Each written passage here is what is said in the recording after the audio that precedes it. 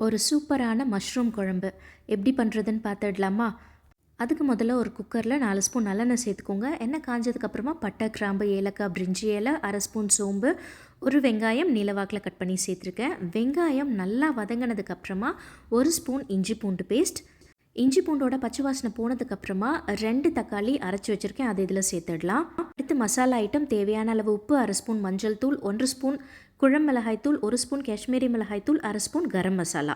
மிளகாய்த்தூள் உங்கள் காரத்துக்கு ஏற்ற மாதிரி சேர்த்துக்கோங்க. ஒரு 1/2 டம்ளர் தண்ணி சேர்த்து மசாலாவோட பச்சை வாசனை போகிற அளவுக்கு இது நல்லா கொதிச்சு வரட்டும். எண்ணெய் நல்லா பிரிஞ்சு வந்ததுக்கப்புறமா நம்ம கட் பண்ணி வச்சுருக்கிற மஷ்ரூம் இதில் சேர்த்துட்டு எல்லாத்தையும் நல்லா கலந்து விட்டுருங்க.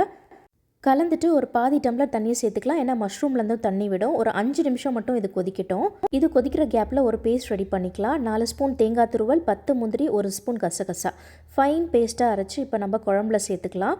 சேர்த்துட்டு இப்போ இது எல்லாத்தையும் நல்லா கலந்து விட்டுட்டு மூடி வச்சு ஒரே விசில் விட்டால் போதும், அதுக்கு மேலே தேவையில்லை. அவ்வளோதாங்க, நம்மளுடைய மஷ்ரூம் குழம்பு சூப்பராக ரெடி ஆகிடுச்சு. கண்டிப்பாக ட்ரை பண்ணி பாருங்கள்.